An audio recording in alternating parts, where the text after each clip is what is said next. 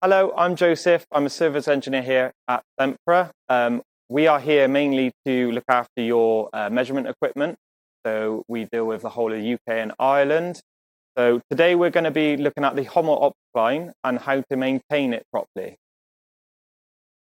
Okay, so first of all, we're going to be looking at the cleanliness of the machine. So we're going to start with the calibration disc and then move on to the cameras.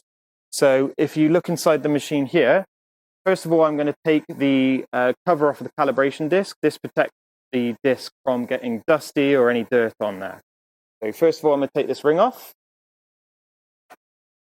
And then I'm going to lift the plate off, like so.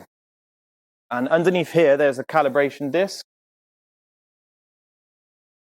The disc is there mainly to compensate for temperature differences. So it's very important that this disc is clean all the time. We suggest using acetone and a lint-free cloth to clean this. So I will get some acetone out here.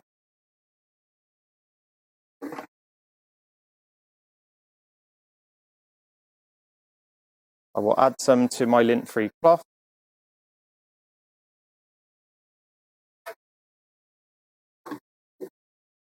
And then give the calibration disc a quick wipe.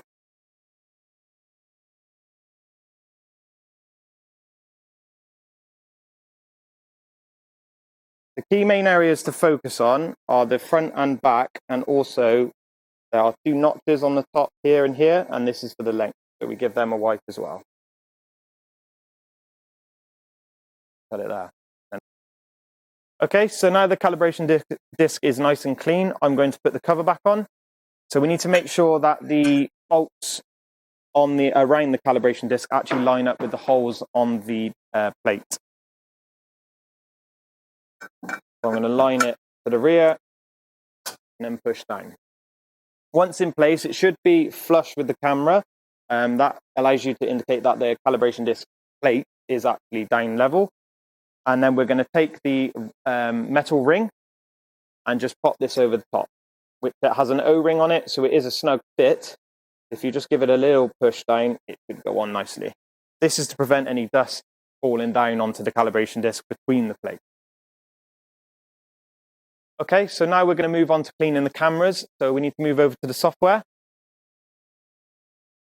Okay, so on the software, we need to click Menu, Machine, and Move Cameras to Cleaning Position. Once we've clicked this, we can see the cameras have now come up and traveled to a midpoint. Okay, so now we can clean the lenses. So when cleaning the lenses, we suggest using a lint-free cloth again. I normally suggest only giving it a wipe to start with. If there's any dirt on there that still remains and you get an error message pop up on screen, I would then suggest using maybe a little bit of IPA just on the lenses, but don't apply it directly to the lenses. So I'm going to give them a wipe.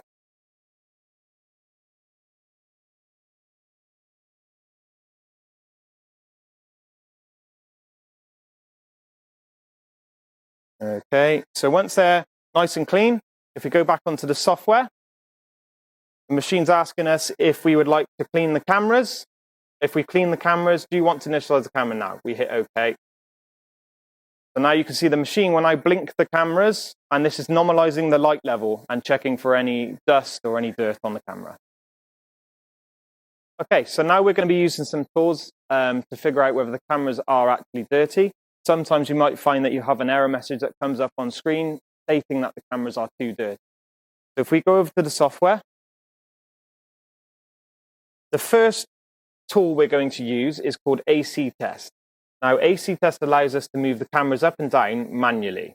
So if we go to Start and we start typing AC Test, it comes up here, and we can open this tool up. Okay, so this is AC Test. You can see actually it's already set to the camera. So controller 1, axis 0 is the camera. Obviously, you can change to the C axis and you can also change the probe. I would only suggest using it for the camera. Okay, and then down here we have the up and down toggle switches to allow us to move the camera up or down. So if I then click this up arrow and you view the Opticline, we can move the cameras up manually. to a position where it's not viewing any part, not viewing the tailstock. So I'm going to stop it there, and we're going to go back to the software.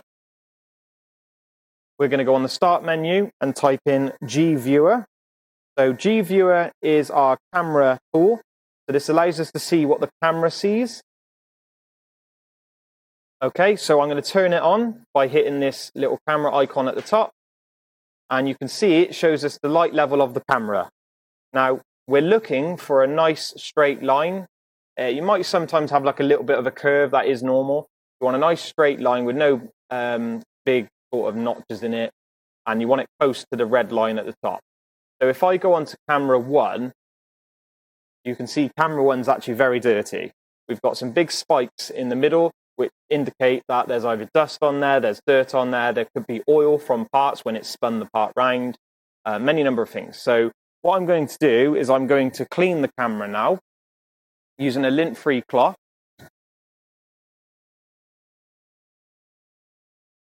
Like so. And if we go back onto G-Viewer, you can now see that we have a nice straight line, which would indicate that the cameras are clean. So we can turn the cameras off and shut down G-Viewer. And then in AC test, we can now bring the cameras back down. So if I go on the down arrow, you can see the camera will go all the way down. Now, if you just keep this held, it will stop by itself when it reaches its lower limit. As you can see, it's told me there, the lower limit is actually been reached. And now we can close down this software too. Okay, so in the event that the machine stops working, maybe an error message is displayed on the screen or it breaks down for some reason, we normally ask for a support data file. So now I'm going to show you where you can locate this and create this.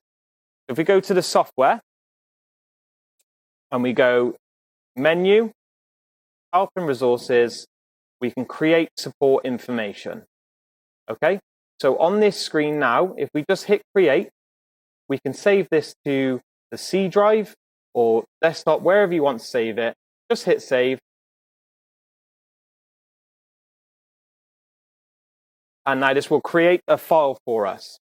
So once this file's saved, all you need to do is then send it to us. So that will be at service@thesempragroup.com. And once this is sent to us, we can look through the log files and see what's happening with the machine. Okay, so here we have 2 of our calibration standards. These standards in particular for the Hommel Opticline, we normally send these in advance by a couple of days normally. We ask that you put these next to the machine in an email, and that is to allow the standard to get to the same temperature as our Hommel Opticline. It's very important that they are the same temperature for calibration, and I've already loaded a part in there now so I can demonstrate why it's really important. So if we go over to the software, and I just start a measurement, you can see that the Hommel is now measuring the standard.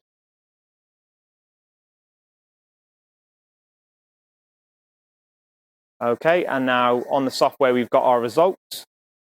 Now, if you look at the bottom, you can see that the maximum error here is 3 microns. The part is dirty, but this demonstrates that even a slight difference in temperature can give you different results. So it's very important that the standards are put next to the machine and climatized for up to 15 hours. Okay, so that was a basic overview on maintenance of the Hommel Opticline. If you do have any further questions or issues, please contact us at service@thesempragroup.com.